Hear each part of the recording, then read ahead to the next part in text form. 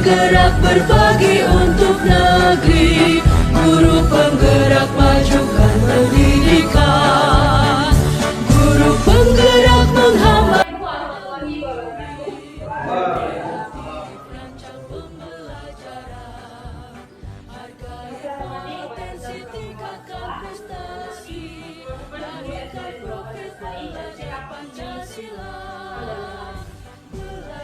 Di sini saya akan menyampaikan definisi tentang aksi dasar manusia universitas yaitu kolaborasi. Dalam berinteraksi ini ada kesepakatan dulu atau keyakinan yang kita tahu. Yang pertama yaitu hadir seluruh. Jadi hadirnya adalah hadir pikiran dan hadirnya itu benar-benar hadir di sini. Yang kedua, mengatakan saat ingin bertanya. Yang ketiga, hargai waktu bersama, dan yang keempat, buat catatan. Apa mungkin Bapak Ibu akan menambahi komitmen kita pada siang hari ini? Cukup. Sebelumnya kita ice breaking dulu. Ice breakingnya mau apa? Apa mungkin Mas Adil? Pak Adil Hidayatullah bisa membantu saya untuk ice breaking dengan teman-teman? Silakan Mas Adil. Ya, ini Ya. Enggak apa-apa. Ya, ice breaking teman-teman. Mau nyanyi apa-apa? Nyanyi sambung kata juga boleh. Ayam bulutannya. Sambung kata. Ayo, kata pertama dari Mas Adil. Nanti teman-teman menyambung. Contohnya, saya ingin pergi ke rumah sakit. untuk siapa yang akan rumah sakit? Apa? Sakit kenapa ya? Wiwit, sakit hati. Allah tidak aman. Wiwit ke siapa? Allah tidak aman terus nak. Tenang.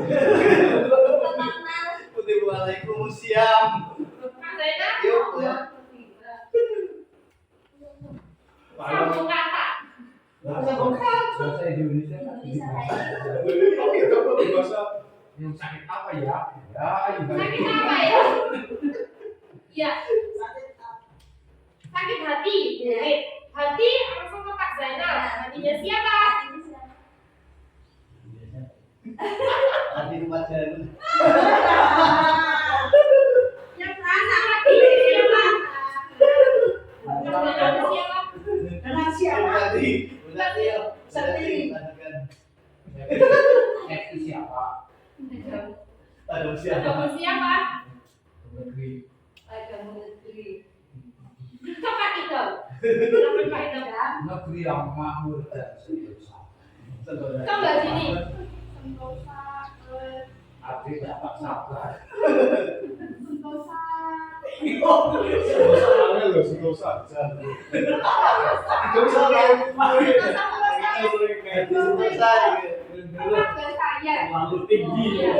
Tetangga saya Bu Yuli. Tetangga saya.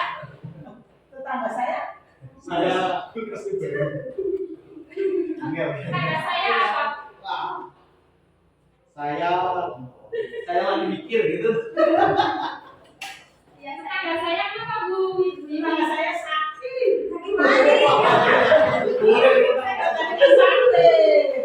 Ya kok Pak Afan yang terakhir?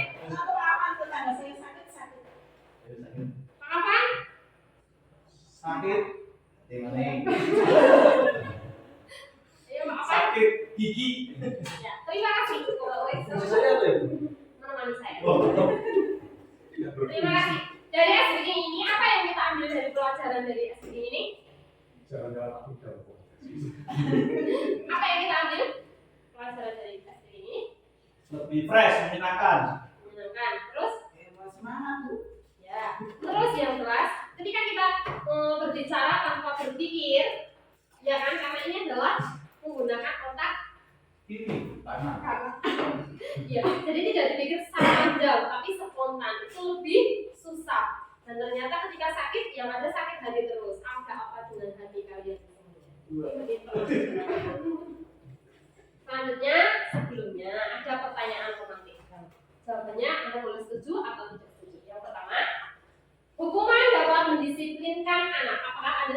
Tidak. Pak Adil setuju? Setuju atau tidak setuju? Gak usah ada alasan. Tidak. Tidak.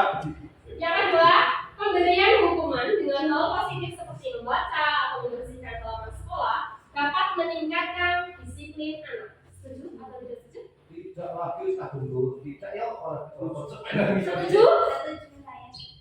Baik, setuju. Pak Ida? Tidak. Tidak setuju. Pak Adil? Setuju. Setuju. Yang ketiga, memberi penghargaan dapat meningkatkan motivasi belajar anak. Setuju atau tidak setuju? Setuju. Berarti memang anak itu butuh penghargaan atau reward. Selanjutnya, topik dalam eksplorasi konsep yang pertama yaitu disiplin positif dan nilai-nilai kebajikan universal, dan yang kedua teori motivasi, hukuman dan penghargaan serta restitusi. Yang ketiga keyakinan kelas yang seperti kita sudah pelajari, kita sudah praktekkan ke anak-anak ya tentang keyakinan kelas. Selanjutnya kebutuhan dasar manusia dan dunia berkualitas. Terus yang kelima yaitu restitusi, yaitu 5 posisi kita sebagai seorang guru itu harus di posisi yang mana. Dan yang keenam yaitu segitiga restitusi. Selanjutnya yang pertama disiplin positif dan nilai-nilai kebajikan universal. Perubahan paradigma. Kegiatan ini yaitu ini dipraktikkan sekalian. Jadi Bu Septi berpasangan dengan Pak Adil, Pak Idam dengan Pak Zulfikar, Bu Wiwi dengan Pak Mbak Dini, Pak Zainal dengan Bu Wiwi. So baiklah cari kertas kecil. Di situ sudah saya sediakan kertasnya satu saja. Sebagian dari pasangannya itu saja. Tuliskan benda. Tuliskan benda atau sesuatu yang sangat berharga bagi Anda. Lalu letakkan di salah satu tangan Anda. Jadi itu kertasnya silahkan digenggam. Digenggam di salah satu tempat Anda. Ditulis. Bayangkan kalau pun tidak menulis, tapi itu bayangan adalah hal yang paling Anda cintai, hal yang paling berharga dalam hidup Anda. Letakkanlah di salah satu tangan Anda dan genggam benda atau sesuatu tersebut dengan segala daya. Letak satu hal ya. Satu apa dua? Terus teman yang sebelahnya silakan berupaya sekuat tenaga dengan berbagai cara untuk meminta dan memberikan benda tersebut. Jadi yang sebelahnya itu benar-benar berusaha mengambil barang tersebut. Yang B harus bisa membujuk. Ya, boleh, bayangan, bayangan itu adalah istri karena memang yang berharga kan istri ataupun suami ya. Atau mungkin sertifikat boleh, silakan. Coba temannya bisa apa tidak?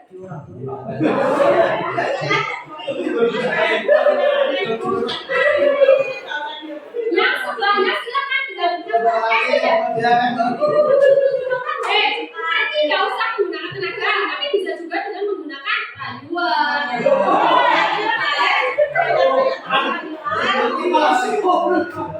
Tidak apa-apa, karena kita juga bisa. Jadi diberikan, karena beliau kepala sekolah diberikan. Jadi kalau istri Anda juga akan diberikan. Ya, yang apa ya yang Anda bilang itu kan sebenarnya orang lain itu tahu yang berharga bagi Anda itu apa dan semuanya. Iya boleh karena memang seperti itu.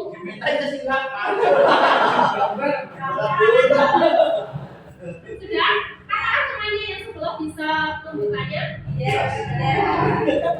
Tidak bisa membukanya? Nah, itu adalah tentang keyakinan. Keyakinan kita sendiri. Jadi apa sih yang menurut kalian itu keyakinan sendiri? Tadi bisa, mungkin di sini saya ingin menjadi orang yang disiplin positif, baik, memiliki nilai-nilai yang lebih daripada temannya. Dan ketika keyakinan itu akan diambil oleh teman atau mungkin akan digoda oleh teman, terus kita ikut teman, jadi kita tidak bisa menjaga keyakinan kita sendiri. Itu seperti itu. Ibaratkan seperti itu. Jadi ketika teman kita mengganggu kita atau mungkin mengopeni atau tadi mengejek bully. Jadi kita langsung turun. Ternyata apa yang saya lakukan itu sia-sia. Terus kepalan tangan kita yang keyakinan itu akhirnya semakin mudah. Jadi sebagai seorang insan seharusnya kita tetap berpegang pada keyakinan kita. Selama itu benar, kenapa harus dengarkan orang? Karena apa? Kalau kita memang butuhnya apresiasi, mungkin ketika sudah tidak ada yang mengapresiasi akan hilang. Tapi beda dengan sebuah keyakinan yang ada dalam diri kita. Selanjutnya, perubahan paradigma teori kontrol atau teori pilihan. Ilusi guru mengontrol murid, ilusi bahwa kritik dan membuat orang merasa bersalah dapat menguatkan karakter. Apakah Anda setuju dengan hal tersebut? Ilusi bahwa kritik dan membuat orang merasa bersalah dapat menguatkan karakter. Jadi karakter di sini kan kita membentuk karakter anak. Apakah dengan kritik dan membuat orang itu merasa bersalah lalu mereka karakternya menjadi baik? Itu apakah Anda setuju dengan hal tersebut? Tidak setuju. Terus ilusi bahwa semua penguatan positif efektif dan bermanfaat. Iya tidak? Ya. Dan selanjutnya ilusi bahwa orang dewasa memiliki hak untuk memaksa. Tidak.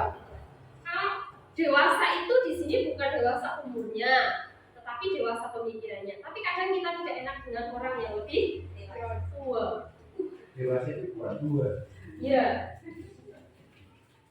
Terus selanjutnya perubahan paradigma stimulus respon atau teori kontrol. Siapa sesungguhnya yang memiliki kontrol? Bagi Bapak Ibu. Dan saya sendiri punya. Berarti dengan Punya kontrol. Iya. ya, berarti dengan sendiri punya kontrol terhadap diri sendiri. Ya, oke. Berarti Masih bisa. kita mencoba mengubah orang lain agar berpandangan sama dengan kita. Itu adalah stimulus respon. Sementara dalam teori kontrol itu adalah kita berusaha memahami pandangan orang lain tentang dunia. Sama halnya di sekolahan, mungkin kita berpandangan bahwa mendidik adalah dengan cara seperti ini. Tetapi setiap orang memiliki caranya masing-masing, gaya mengajar yang berbeda-beda. Sebagai seorang yang memiliki teori kontrol atau pilihan, maka kita berusaha memahami pandangan orang lain, pandangan teman kita. Oh, ternyata beliau memang lebih suka menggunakan metode pembelajaran yang seperti ini. Terus yang selanjutnya, perilaku buruk dilihat sebagai suatu kesalahan. Itu adalah stimulus respon. Sementara teori kontrolnya, semua perilaku memiliki tujuan. Kira-kira dari yang sebelah sini dengan yang sini, lebih enak yang mana?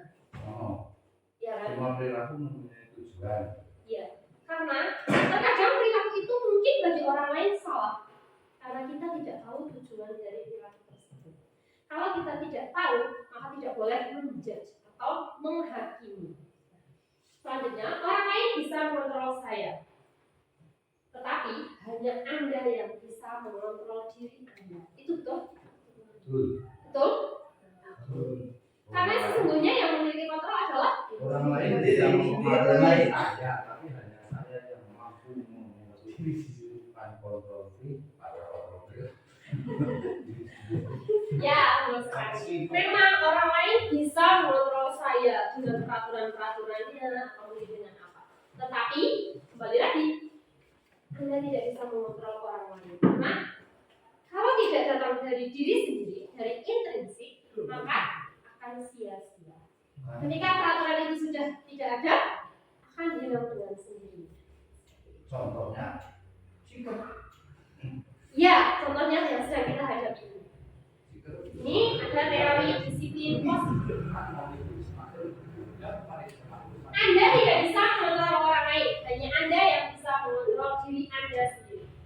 Makna disiplin, belajar kontrol diri dengan menggali potensi kita agar mencapai tujuan mulia, yaitu sesuatu menjadi seorang yang kita inginkan berdasarkan nilai-nilai yang kita hargai.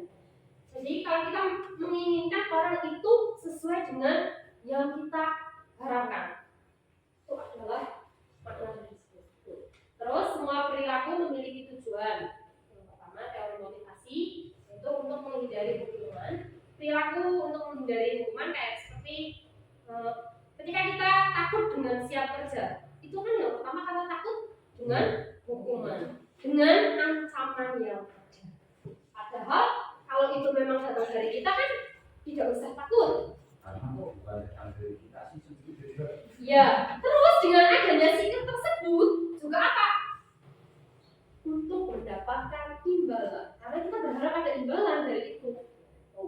Terus selanjutnya, untuk menghargai diri sendiri dan nilai-nilai kebijakan universal sampai nanti kita akan membuat keyakinan kelas. Terus di sini nanti kita belajar juga tentang 5 posisi kontrol, yaitu sebagai penghukum, membuat rasa bersalah teman atau pemantau, dan manajerial. Terus ada juga 5 kebutuhan dasar manusia. Nanti kita bahas. Sebelumnya, apa makna disiplin bagi Bapak Ibu semuanya? Disiplin itu apa? Mengerjakan sesuatu sesuai dengan waktu dan porsinya. Berdasarkan dengan waktu dan porsinya. Terus, Pak Zainal mungkin berpendapat lain tentang disiplin itu apa? Sesuatu hal yang dikerjakan tepat waktu. Tepat waktu. Tepat waktu, tepat bulan, tepat tempat, Lakukan. Pokoknya disiplin itu memang sesuatu ya. lupa. Berasal dari bahasa Latin yaitu disiplina yang artinya belajar. Makna asal dari kata ini berkonotasi dengan disiplin diri dari murid-murid Socrates dan Plato. Disiplin diri ini membuat orang lain menggali potensinya. Sebuah tujuan apa yang dihargai. Namun dalam budaya kita, makna disiplin itu telah berubah menjadi sesuatu yang dilakukan seseorang pada orang lain untuk mendapatkan kepatuhan.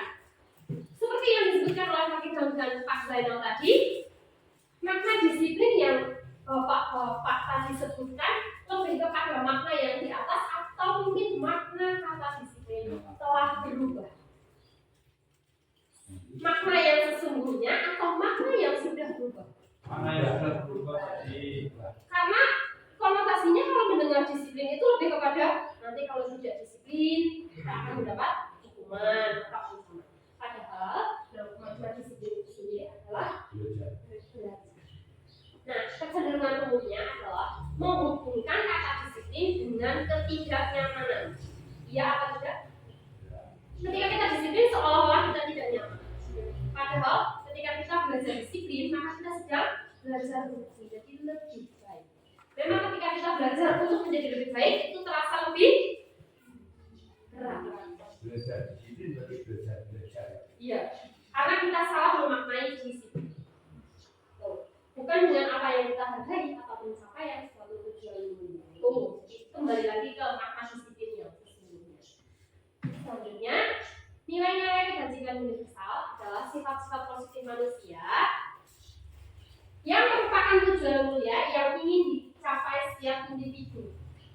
Bapak Ibu punya nilai-nilai yang ingin dicapai? Apa itu nilainya? Nilai apa yang ingin dicapai? Nilai kebajikan apa? Nilai kebajikan yang ingin dicapai oleh setiap anak yang kita kenal adalah contohnya ada yang beriman, terus bergotong royong, kreatif, mandiri, seperti yang ada di P5. Itu adalah nilai-nilai yang harus ada pada seorang anak. Dan kita sebagai seorang guru harus bisa membawa anak itu terhadap nilai-nilai tersebut. Yang kedua, eksplorasi konsep yang kedua yaitu teori motivasi, hukuman, penghargaan, dan restitusi. Tadi kita bahas teori motivasi perilaku manusia. Yang pertama, untuk menghindari ketidaknyamanan atau hukuman. Apa yang akan terjadi apabila saya melakukan kesalahan? Itu karena motivasinya berasal dari motivasi eksternal. Sementara untuk mendapatkan imbalan dari orang lain atau institusi, apa yang akan saya dapatkan jika saya disiplin?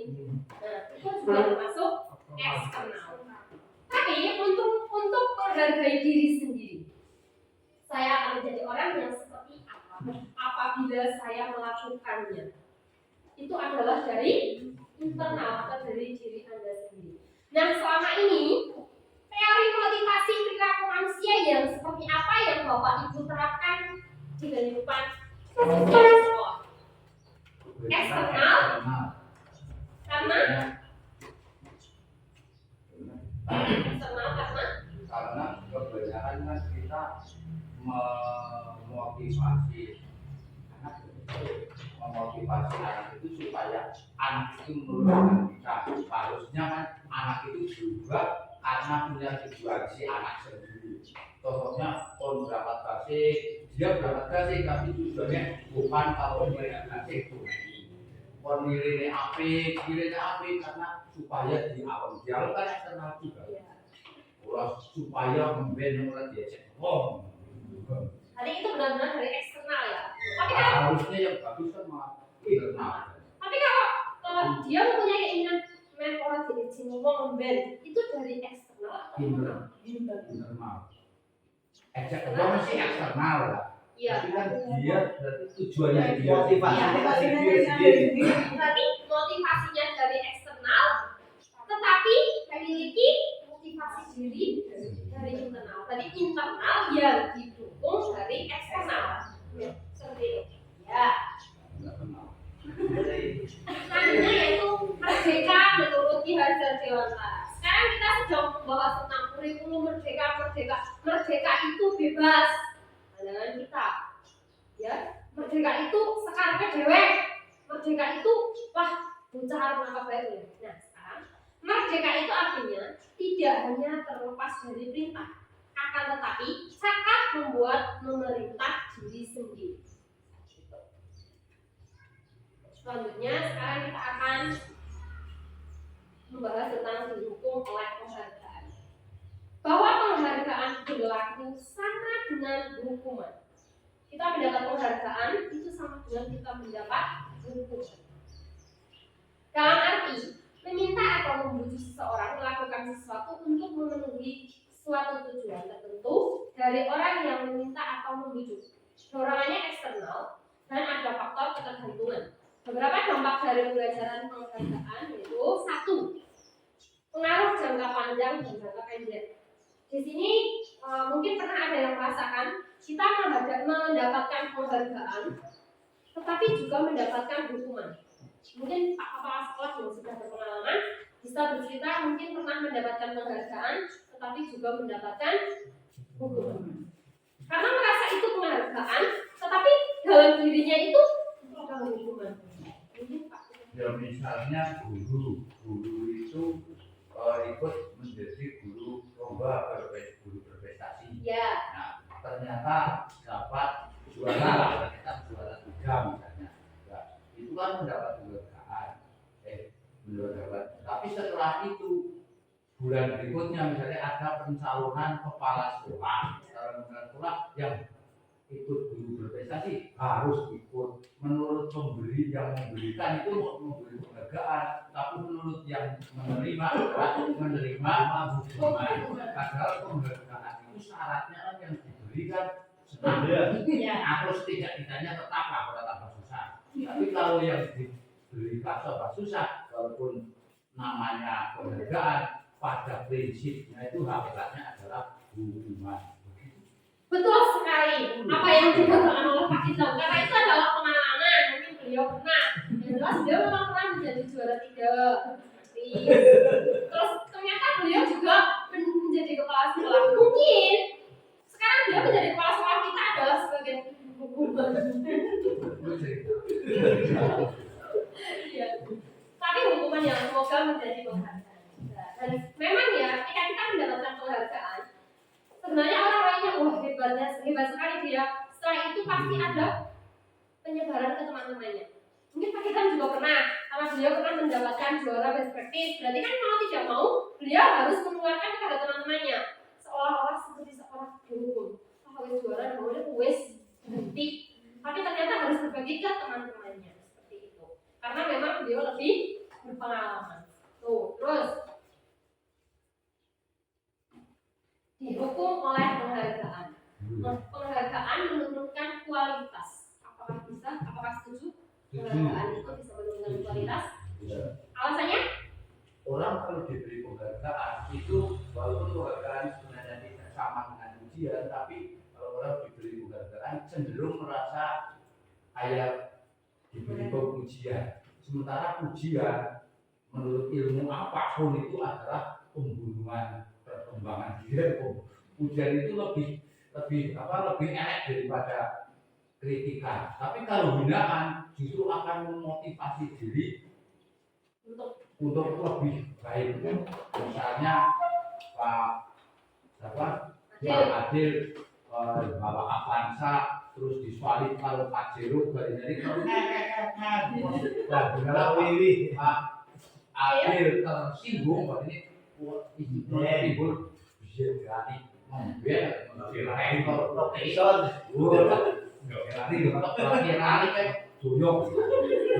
itu jauh lebih kuat motivasinya. Itu dari motivasi dari hinaan. tadi itu eksternal. Ya, jadi nyambung ya antara dikatakan barusan, penghargaan menurunkan kualitas dan penghargaan mematikan kreativitas. Tapi itu tidak bisa diterapkan ulang kayak gitu terus pakai murid dihina kayak motivasi. Ya, nanti muridnya malah merasa gitu. Karena murid itu kan beragam. Ada yang termotivasi karena terhina, tapi ada yang justru semakin terpuruk karena dihina. Selanjutnya, bentuk program kebajikan atau apresiasi yang selama ini kita mungkin sudah dilaksanakan di sekolah, di kelas kita apresiasi. Mungkin hanya bentuk tepuk tangan atau permen atau mungkin hanya kata bagus saja, anak kan sudah termotivasi ya. Terima kasih. Ya. Nah, ini dukungan secara khusus.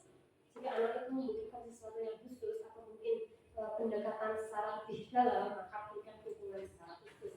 Beri pengakuan secara pribadi. Contohnya, pengakuan apa? Di sini jawabannya. Terus beri pengakuan kepada semua murid. Beri pengakuan kepada semua murid berarti kita di depan kelas kita juga bisa menggunakan anak, jadi semua anak itu tahu ternyata memang ketika saya dibuat seperti itu, ketika saya benar, saya akan mendapatkan apresiasi dari saya. Terus fokus pada proses. Selanjutnya, contoh pengakuan atau apresiasi kebajikan. Kemuka, kemarin saya perhatikan, jadi ketika kita memberikan apresiasi kepada anak, itu bisa diawali dengan kemarin saya memperhatikan kamu kenapa ya kok wajahnya sepertinya ada sedikit yang berbeda, kamu kenapa sedih, seperti itu juga bisa. Terus nilai kebajikannya yaitu rasa empatimu besar sekali. Kan ada ya anak yang menolong anak yang lainnya, nanti kamu bisa ya, bapak ibu guru bisa, wah rasa empatinya dia ternyata besar sekali. Dan ini situasinya pada saat menolong murid baru di kelas satu. Sekarang kita memilih mencatat 1000 kali di dalam buku, mencatat 100 kali di dalam buku kalian. Saya tidak akan terlambat lagi ketika anak itu terlambat karena terlambat ke sekolah. Itu hukuman atau konsekuensi? Tergantung. Tidak, Hukuman. kaliannya jawabannya. Hukuman. Mari mengelilingi lapangan basket 2 kali karena terlambat hadir di sekolah. Hukuman atau konsekuensi? Seandainya ada peraturan di awal. Tidak ada seandainya langsung. Hukuman atau konsekuensi? Hukuman. Murid diminta untuk push up 15 kali karena tidak menggunakan masker di sekolah. Hukuman. Menggantikan kertas tugas teman yang telah dicoret-coret. Konsekuensi. Membersihkan tumpahan air di meja tulis karena tersenggol. Murid disuruh untuk mengenakan sepatu seharian di sekolah karena tidak mengenakan sepatu hitam.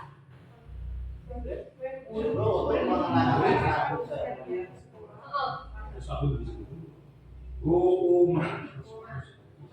Konsekuensi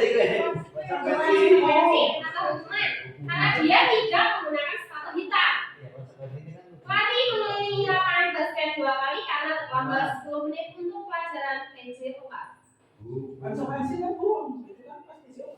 Nah, itu adalah. Jadi, ketika mencatat 100 kali di dalam buku kalimat, saya tidak akan terlambat lagi. Itu adalah hukuman. Sementara menggantikan kertas tugas teman yang telah dicoret-coret dalam konsekuensi. Nilai rapotnya merah karena tidak berdasarkan Karena pada hakikatnya hukuman adalah sesuatu yang menyakitkan harus terjadi. Sementara konsekuensi sesuatu yang harus terjadi karena akibat yang telah dilakukan. Ya. Terus yang kedua, hukuman itu membuat anak sakit baik fisik maupun hati.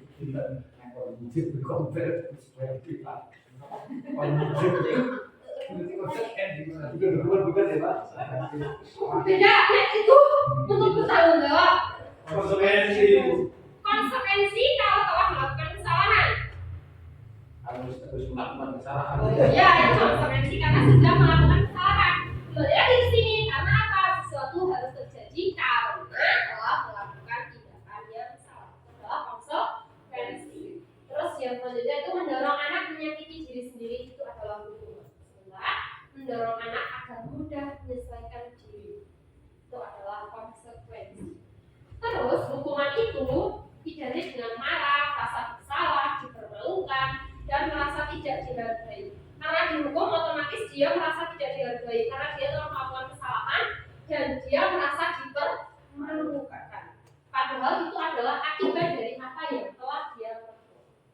Selanjutnya, jika itu konsekuensi, maka dia akan merasakan kehilangan hak, dibuat tidak nyaman, diasingkan untuk sementara waktu selama dia mendapatkan konsekuensi tersebut.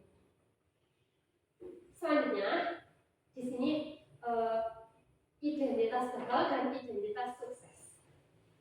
Dikategorikan identitas gagal adalah sesuatu yang menyakitkan harus terjadi. Itu berarti karena sebuah kegagalan.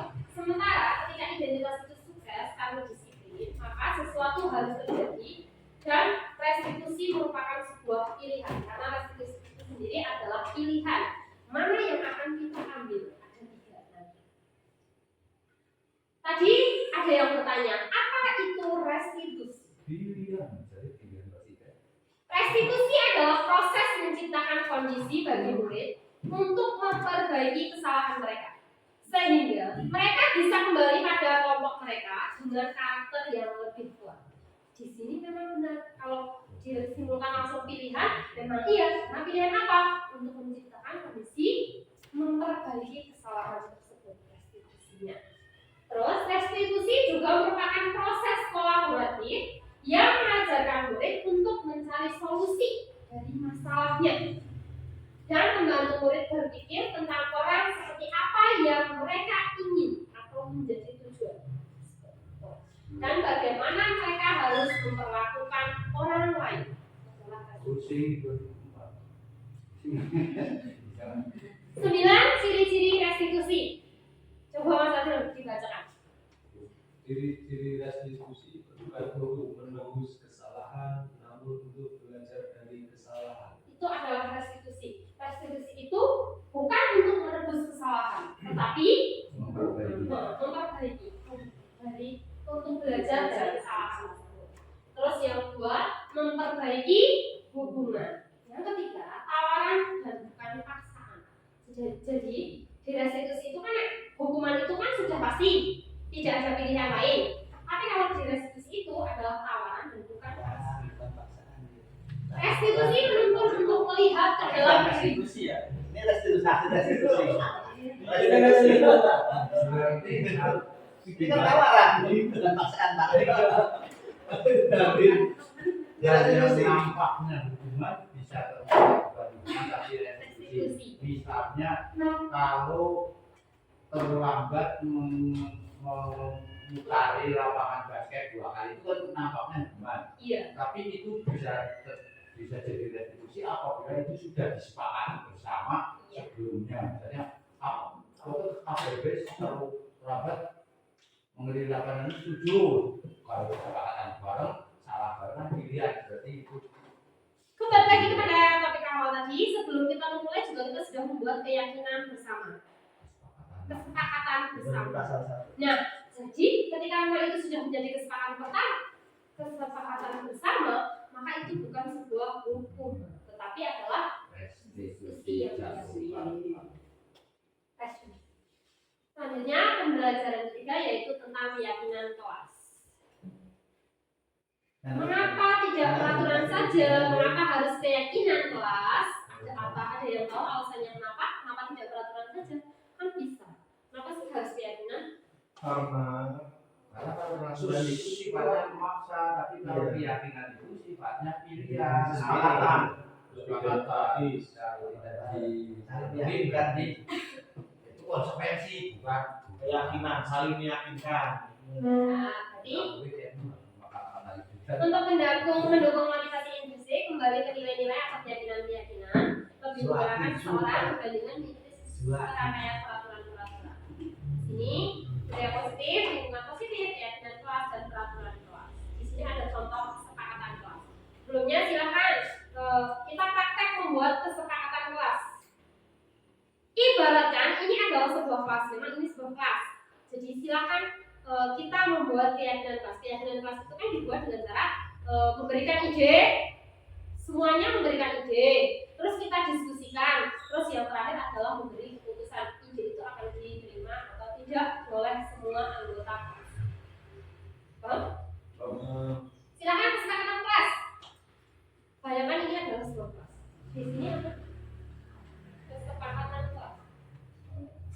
Kami dan guru saling menyayangi dan saling mencintai.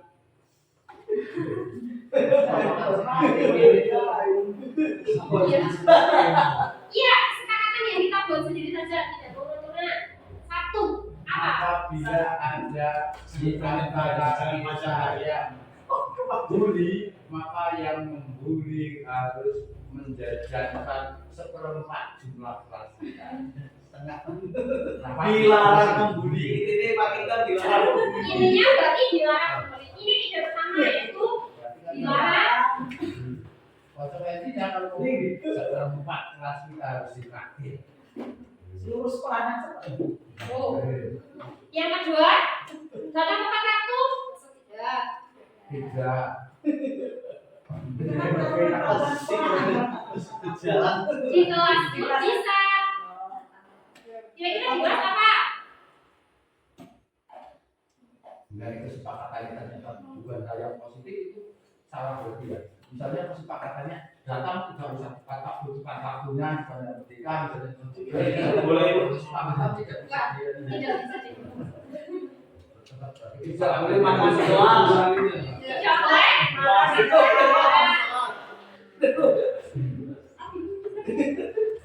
tidak boleh makan kelas. Bisa. Terus selanjutnya apa lagi kira-kira? Mengenai buang sampah sembarangan. Tidak boleh.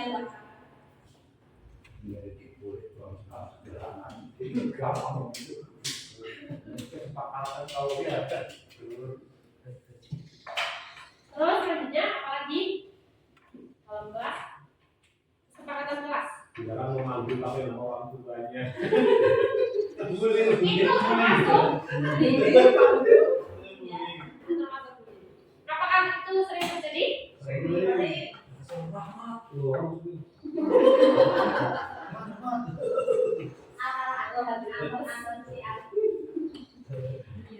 Terus apa lagi kira-kira? Saling menghargai. Saling menghargai. Rapat. Musyawarah. Boleh keluar kelas jika ada kepentingan. Pokoknya enak tahu enak tahu. Jangan keluar kelas sebelum pelajaran selesai, Bu. Jangan keluar kelas sebelum pelajaran selesai, Nak. Tadi teman aku. Mengenakan itu. Untuk ingat diri sendiri, terus unik sampai Boleh keluar jika memang penting. Kalimat yang sesuai. Definisi penting apa? Itu Berarti konten atau tepat waktu. Tepat waktu di sini berarti ada tepat waktu selesai dan tepat waktu dimulainya. Ini adalah contoh kesepakatan kelas. Dari kesepakatan kelas ini kan ide-ide yang pasti keluar dari Bapak itu semuanya. Apakah semuanya sepakat jika ini dijadikan sebagai kesepakatan kelas? Sepakat? Apakah mungkin ada yang merasa itu sangat memberatkan bagi saya? Sepakat. Paling nomor siji dia memberatkan katanya di luar negeri.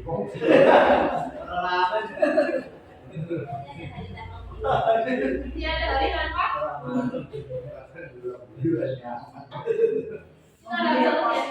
kesepakatan kelas. Sementara sekarang ini itu yang seharusnya adalah keyakinan kelas, bukan kesepakatan kelas, tetapi adalah keyakinan kelas.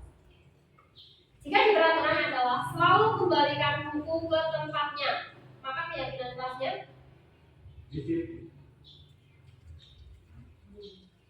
Tanggung jawab.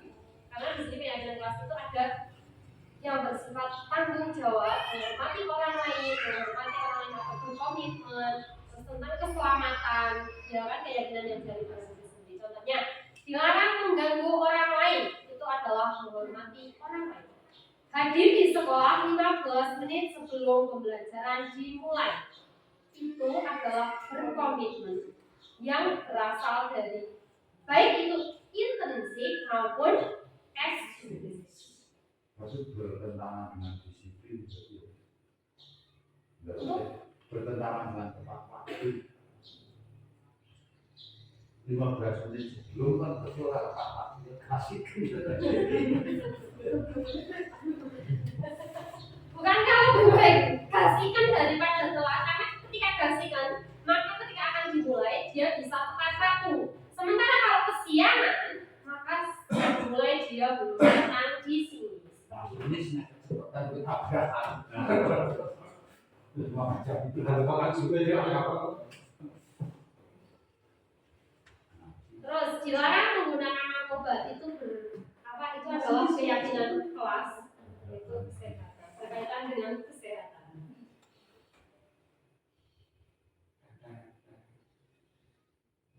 Sekarang kita akan belajar tentang kebutuhan dasar manusia. Kira-kira kebutuhan dasar manusia itu apa saja? Sadar, makan, penghargaan. Penghargaan, biologis, Pokoknya bujang berungkap secara spontan itu biologis lah. iya.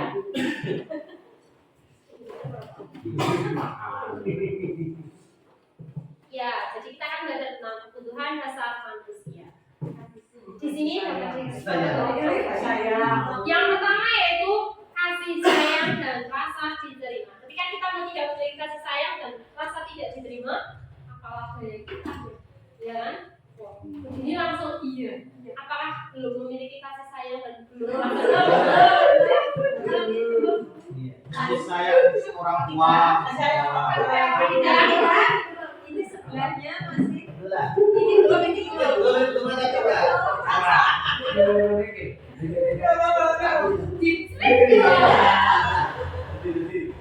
Ya, jadi di sini ada ya, maka dari Hidayatullah adalah orang baru di sini.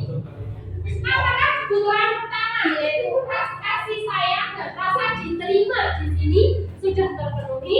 Setiap hari semua guru ada.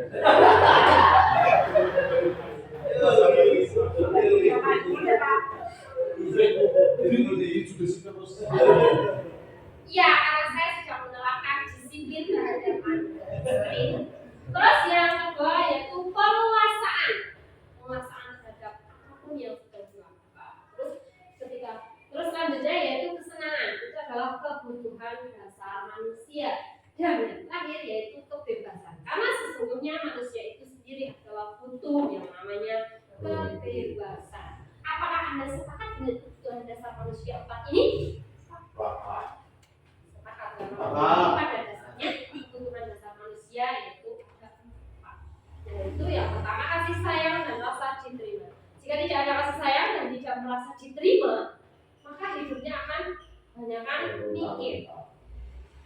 Ya, karena mungkin Mas Adel tidak mengerti kasih sayangnya itu seperti apa, jadi merasa tidak diterima, merasa dibully, merasa dianiaya, maka mungkin karena dia belum merasakan kasih sayang itu.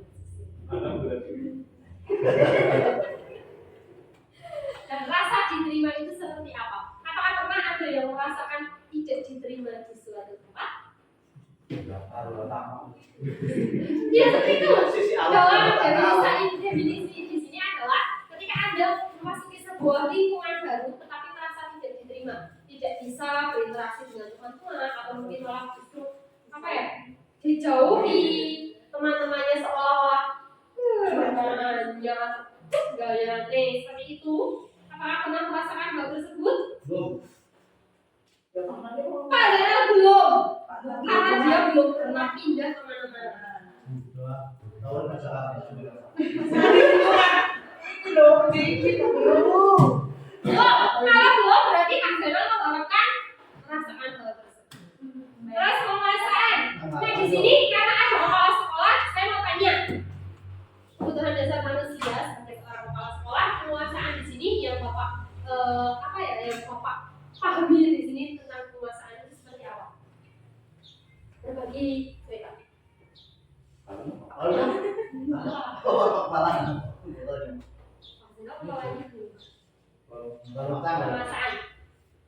Penguasaan itu pada prinsipnya ini bukan menguasai orang lain atau menguasai lingkungan, tapi penguasaan itu pada prinsipnya adalah punya kebebasan untuk melakukan ide yang direwangi dengan teman-teman.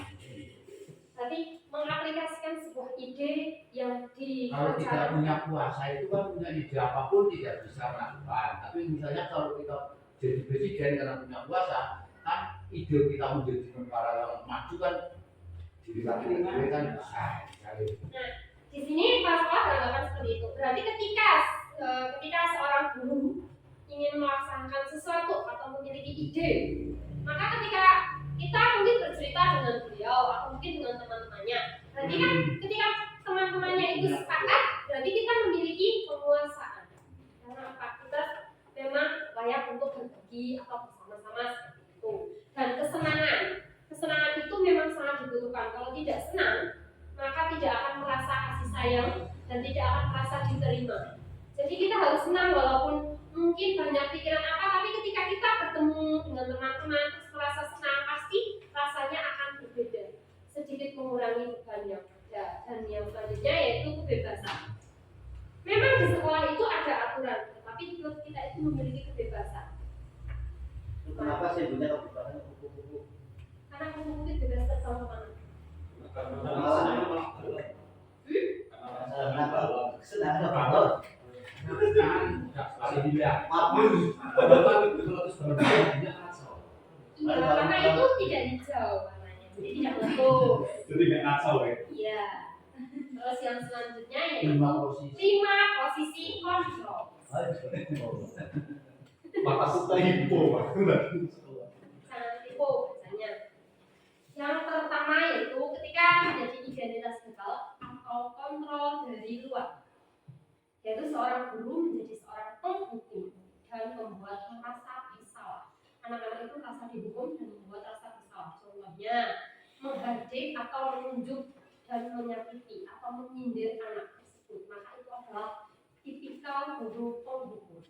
Selanjutnya membuat rasa bersalah, menceramai, berceramah dan mengatakan seharusnya itu kamu itu tidak melakukan seperti itu. Ibu itu kecewa dengan hal tersebut. Itu adalah membuat rasa bersalah. Sementara ketika kita di posisi menjadi teman, itu membuatkan alasan-alasan untuk muridnya. Dan ketika menjadi pemantau, menghitung dan mengukur. Sementara seharusnya kita itu menjadi seorang manajer, yaitu mengajukan pertanyaan-pertanyaan bagaimana cara menyelesaikan masalah tersebut. Contohnya di sini ada.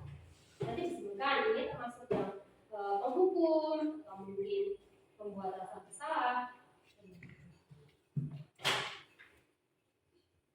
Jadi menghukum tidak baik, membuat bersalah tidak baik, baik berarti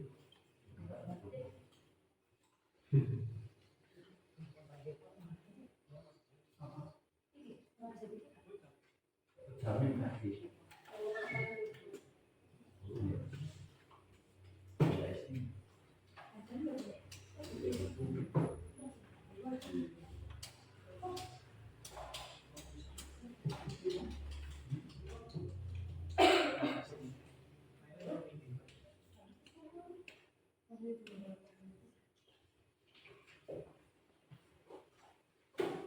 Kita slide, Mbak.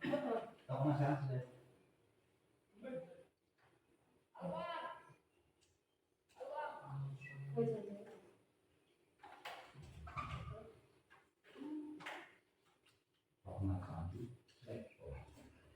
Slide, Mbak.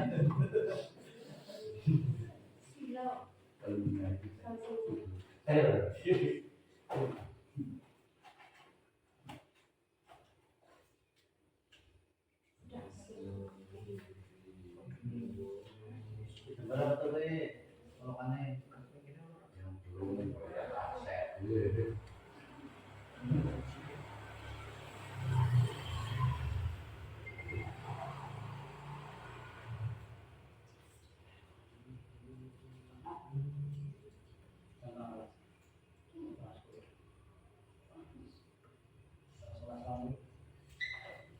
Kita belajar dari sini, Cak.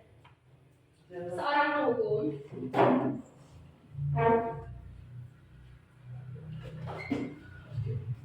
Mana aku ya sih? Makan apa? Iya ya. Jam berapa?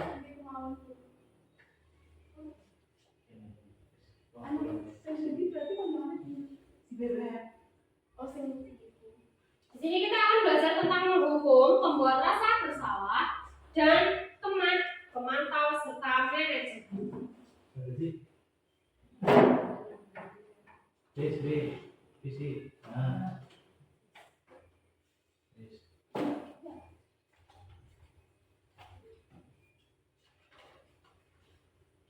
Sebagai seorang teman, sebagai seorang penghukum, guru berkata, kalau kamu tidak melakukan, awas ya, itu adalah seorang penghukum.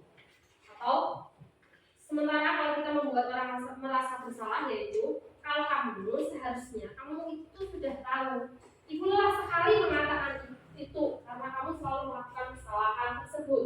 Sementara ketika kita menjadi seorang teman, maka yang kita katakan adalah ayolah lakukan demi itu.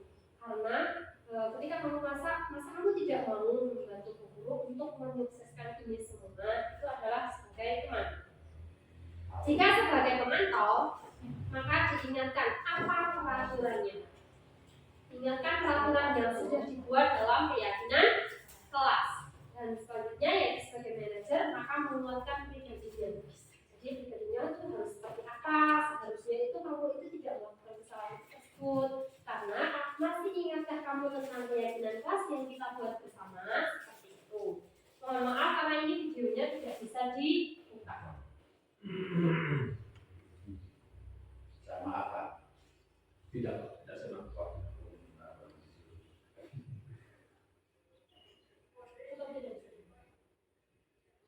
Nanti segera di link aja di alamat di YouTube.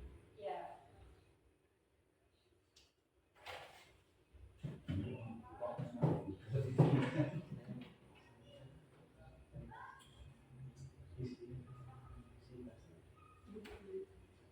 Nah, sekarang kita coba definisikan. Ketika ada pertanyaan satu, saya kecewa sekali dengan kamu. Siapakah yang mengatakan tersebut? Apakah itu penghukum, atau teman, atau justru manajer? Manajer. Apa membuat salah? Saya kecewa sekali dengan kamu. Ketika guru mengatakan seperti itu, maka posisi guru sebagai apa? Apakah itu sebagai teman, atau penghukum? Kemarin itu saya merasa bersalah. Penghukum itu. Penghukum. Yang kedua, kamu tidak pernah benar melakukannya. Seharusnya itu seperti ini. Itu adalah penghukum atau buat rasa bersalah. Atau justru teman. Membuat rasa bersalah. Sementara, ayolah lakukan demi ibu. Teman. Ya. Apakah kamu mau mendapatkan stiker bintang hari ini? Semoga. Ibu guru. Iya, sebagai guru, tapi guru yang seperti apa? Sebagai teman atau penghukum? Sebagai teman. Terus yang pertanyaan berikutnya, bagaimana kamu bisa menyelesaikan masalah ini? Itu teman. Terus kamu selalu yang paling terakhir teman. Guru adalah teman. buku. Sementara kalau bagaimana kamu bisa menyelesaikan masalah ini ketika manajer? Karena apa? Manajer itu kan ya seorang guru itu seharusnya harus bisa menjadi seorang manajer. Karena apa? Ditanya, wah ternyata masalahnya sudah selesai. Kalau tidak, nanti ketika melakukan segitiga diskusi, yang pertama itu kan identifikasi masalahnya. Oh, masalahnya seperti apa sih? Terus menstabilkan posisi. Yang pertama adalah identifikasi masalah, kira-kira masalahnya tergolong mana. Dan yang kedua, menstabilkan posisi. Kira-kira anak itu posisinya seperti apa. Dan yang ketiga yaitu menanyakan keyakinan terhadap anak tersebut. Tuh.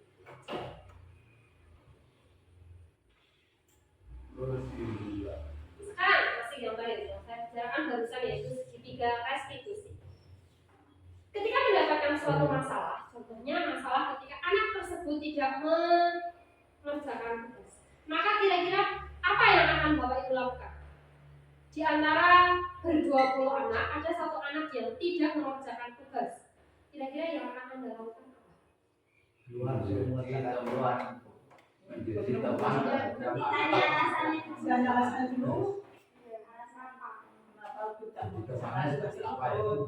Berarti memanggil. Panggilan tersebut, terus yang kedua ditanyakan alasannya apa, yang ketiga menyelesaikan.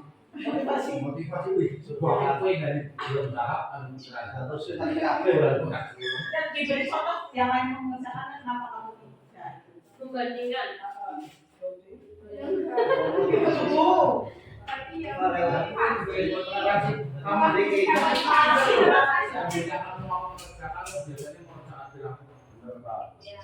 karena segitiga restitusi itu yang pertama adalah menstabilkan identitas terlebih dahulu. Setiap orang pasti pernah melakukan kesalahan. Contohnya ketika Pak Zahir, Pak Afan yang biasanya berolahraga, mungkin ada salah satu atau salah dua orang yang mungkin tidak ikut pelajaran olahraga karena saya kalau tak lama nggak bisa, mending saya di kelas saja. Ketika menghadapi itu, kira-kira apa yang akan dilakukan oleh Pak Afan?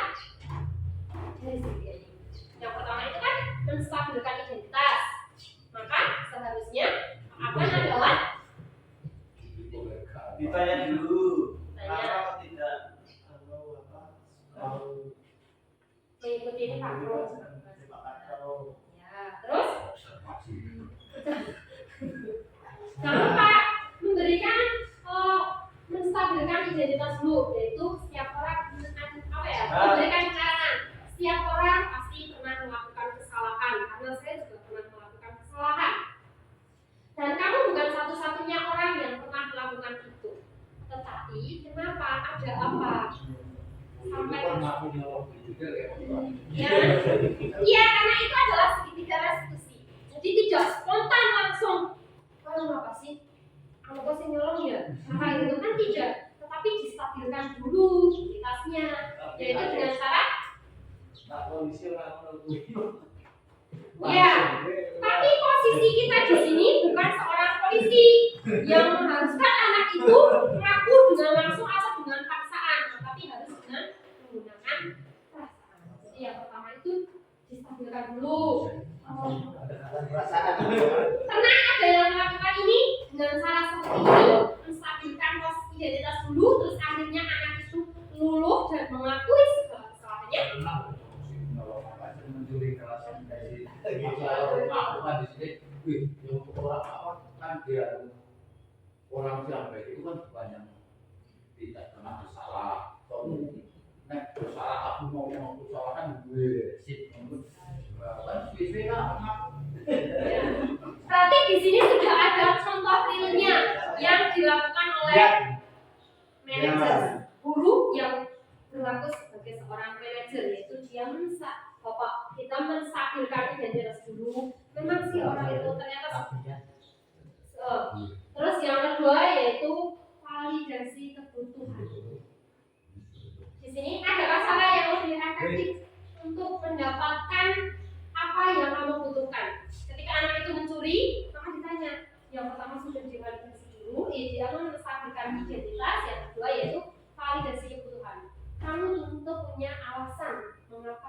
mengambilnya.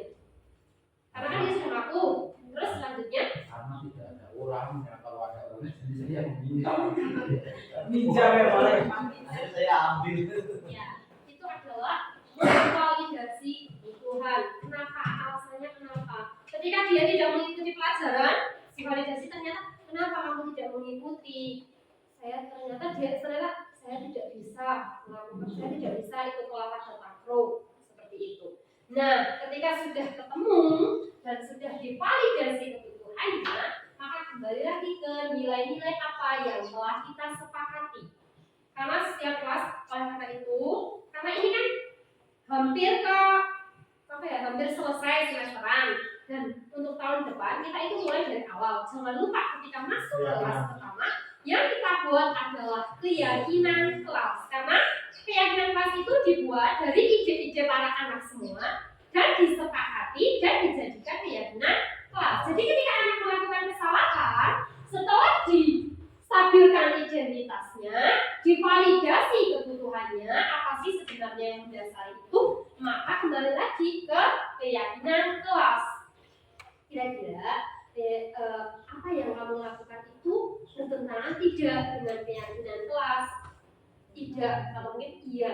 Keyakinan kelas mana? Berarti kan kalau Pak Ahmad tadi karena dia tidak mengikuti olahraga, keyakinan kelas dia tidak patuh terhadap guru, bahkan dia tidak izin ketika meninggalkan kelas olahraga. Itu adalah keyakinan kelas, karena sesungguhnya keyakinan kelas di sini kan harus saling menghormati guru dan juga guru juga menghormati siswanya. Di situ sudah ada keyakinan. Lalu ketika kalian melakukan pelanggaran dari keyakinan kelas tersebut, kira-kira apa yang akan kalian lakukan atau solusi apa yang akan diberikan? Maka anak itu milih konsekuensi dari yang kalian perbuat itu apa. Nah tadi karena dia mencuri, maka konsekuensinya apa? Mengembalikan. Loh, kalau tidak itu pelajaran, maka harus minta maaf kepada gurunya karena satu tadi tidak menghormati guru. Kalau tidak mengerjakan tugas, maka dia wajib mengerjakan tugas. Karena kadang ada anak yang asik bermain sampai lupa tidak mengerjakan tugas. Di sini menstabilkan identitas untuk membuat anak yang merasa gagal karena berbuat salah menjadi positif terhadap dirinya. Tadi sudah disebutkan. Terus ini validasi kebutuhan. Contoh kata-kata yang bisa kita gunakan dalam memvalidasi kebutuhan yaitu yang pertama, kamu bisa saja kan melakukan hal yang lebih buruk, tapi kamu tidak melakukannya. Pasti anak bisa saja melakukan yang lebih buruk, tapi dia memilih untuk. Terus yang kedua, kamu pasti punya alasan mengapa melakukannya. Dan yang selanjutnya, apa yang penting bagi kamu. Terus untuk keyakinan, yang menanyakan keyakinan biasanya apa nilai yang kita percaya di kelas atau sekolah kita, nilai-nilai universal apa yang telah kita sepakati, terus kelas yang ideal itu seperti apa sih, kamu ingin jadi anak seperti apa, dan apa yang kamu rasakan ketika kamu melakukan kesalahan.